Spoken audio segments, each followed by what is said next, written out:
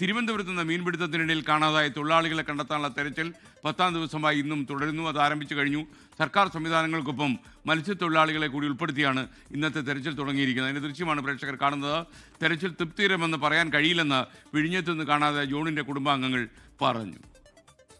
നമ്മൾ ഉന്നയിക്കുന്ന പ്രധാന ആരോപണം എന്ന് പറയുമ്പോൾ ഇപ്പോൾ നമ്മൾ എഫിഷ്യൻ്റ് ആയിട്ടുള്ള രീതിക്ക് ഹെലികോപ്റ്റർ കൊണ്ടുവന്ന് സെർച്ച് നടത്തുന്നു. ഇത് എന്തുകൊണ്ട് ആദ്യത്തെ സമയം മുതൽ ഈ ഗോൾഡൻ അവേഴ്സ്, അതായത് ആളെ കാണാതായ ആദ്യ ദിനം മുതൽ എന്തുകൊണ്ട് ഇത്തരത്തിലുള്ളൊരു സെർച്ച് നടത്തി ആളെ റെസ്ക്യൂ ചെയ്യാൻ ഇവർ തയ്യാറായിട്ടില്ല? ഒരുപക്ഷെ ആ സമയം മുതൽ ഇവർ ഈ സാങ്കേതിക വിദ്യകളും ഹെലികോപ്റ്ററും ഷിപ്പും ഇറക്കി സെർച്ച് ചെയ്തിരുന്നെങ്കിൽ ഒരുപക്ഷെ നമുക്ക് ആളെ റെസ്ക്യൂ ചെയ്യാൻ സാധിക്കുമായിരുന്നു. അപ്പോൾ ഈ ഗോൾഡൻ അവേഴ്സിൽ എന്തുകൊണ്ട് റെസ്ക്യൂ ഓപ്പറേഷൻ എഫിഷ്യൻ്റായിട്ട് ചെയ്തിരുന്നില്ല എന്നതാണ്. ചെയ്യാൻ പറ്റാഞ്ഞിട്ടല്ല, ഇപ്പോൾ ചെയ്യാൻ പറ്റുന്നുണ്ടല്ലോ, അത് നമുക്ക് എല്ലാവർക്കും കാണാനും സാധിക്കുന്നുണ്ട്. അപ്പോൾ ചെയ്യാതിരുന്നതാണ്. എന്തായാലും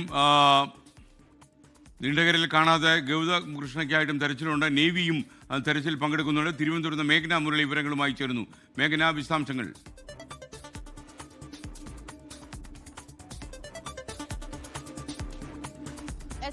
മുതലപ്പുഴയിൽ നിന്ന് കാണാതായ ഷിജിൻ, അതുപോലെ തന്നെ വിഴിഞ്ഞത്ത് നിന്ന് കാണാതായിട്ടുള്ള ജോൺ, ഇവർക്ക് വേണ്ടിയിട്ടുള്ള തിരച്ചിലാണ് 10ാം ദിവസവും തുടരുന്നത്. നിലവിൽ സ്കൂബ ടീം അംഗങ്ങളാണ് ഇവിടെ മുതലപ്പുഴയിൽ പരിശോധന നടത്തുന്നത്. സമാന്തരമായി മറൈൻ എൻഫോഴ്സ്മെന്റും കോസ്റ്റൽ ഗാർഡും ഒക്കെ വിഴിഞ്ഞത്തും ഇവിടെയും ഒക്കെ പരിശോധന നടത്തുകയും ചെയ്യുന്നുണ്ട്. നിലവിൽ ഇവിടെ സ്കൂബ ടീം 4 അംഗ സ്കൂബ ടീം എത്തിയാണ് ഇപ്പോൾ മുങ്ങി പരിശോധന നടത്തുന്നത്. ഇപ്പോൾ നമ്മൾ ഈ ദൃശ്യങ്ങൾ കാണുന്ന വിഴിഞ്ഞം മുതലപ്പുഴ ഈ കടലിടുക്ക്, അതുപോലെ തന്നെ ഈ പാറക്കെട്ടുകൾക്കിടയിൽ എവിടെയെങ്കിലും ഈ കുടുങ്ങിക്കിടക്കുന്നുണ്ടോ എന്നുള്ള കാര്യമാണ് ഇപ്പോൾ പരിശോധിക്കുകയും ചെയ്യുന്നത്. ഇതിന് മീറ്ററുകൾക്കപ്പുറത്ത് തന്നെയാണ് ഈ ഷിജിൻ സഞ്ചരിച്ചിരുന്ന ഈ ജോലിക്ക് പോയിരുന്ന വള്ളം മറിഞ്ഞത്.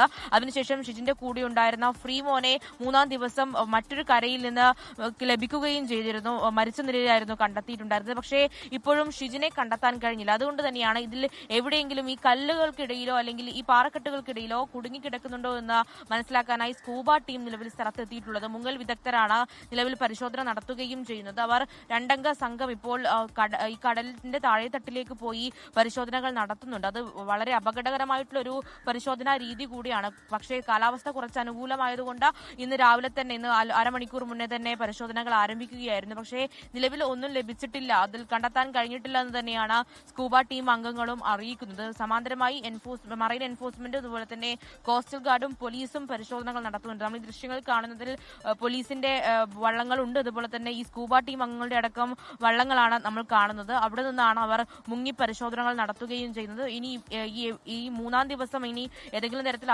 അപകടം സംഭവിച്ച് മരണപ്പെട്ടിട്ടുണ്ടെങ്കിൽ 3ാം ദിവസം ഏതെങ്കിലും കരയിലേക്കായി ഈ മൃതദേഹമെങ്കിലും എത്തേണ്ടതാണ് എന്നുള്ളതാണ് ഇവിടെയുള്ളവർ പറയുന്നത്. പക്ഷേ അത് ഷിജുവിന്റെ കാര്യത്തിൽ ഉണ്ടായിട്ടില്ല. ഇനി ഏതെങ്കിലും തരത്തിൽ കടലിനിടയിൽ ഈ കെട്ടുകൾക്കിടയിൽ കുടുങ്ങിക്കിടക്കുന്നുണ്ടോ എന്നുള്ള കാര്യമാണ് ഇപ്പോൾ പരിശോധിക്കുകയും ചെയ്യുന്നത്. കുടുംബം ഇപ്പോൾ പറയുന്നത് ഈ സ്കൂബ ടീം എത്തിയതോടുകൂടി തന്നെ തൃപ്തികരമാണ്. കാരണം സ്കൂബ ടീം എത്തി, അതുപോലെ നേവി എത്തുമെന്നുള്ള കാര്യമാണ്, ഈ മുതലപ്പുഴയിലേക്ക് എത്തുമെന്നുള്ള കാര്യമാണ് അറിയിക്കുന്നത്. അതുകൊണ്ട് തന്നെ തൃപ്തികരമാണ്. പക്ഷേ ഈ ഗോൾഡൻ അവറിൽ എന്തുകൊണ്ട് ഇതൊന്നും ചെയ്തില്ല എന്നടക്കമുള്ള കാര്യങ്ങളും വിവരങ്ങളുമായി ചേർന്നത്.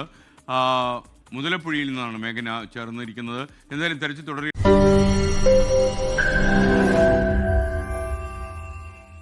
ലോകത്തെവിടെയായാലും ഏത് സമയത്തും 24 വാർത്തകളും ഓഗ്മെന്റഡ് റിയാലിറ്റി പാക്കേജുകളും എക്സ്പ്ലെയിനറുകളും വിശദമായി കാണാൻ ഞങ്ങളുടെ യൂട്യൂബ് ചാനൽ നിങ്ങൾക്ക് സബ്സ്ക്രൈബ് ചെയ്യാം.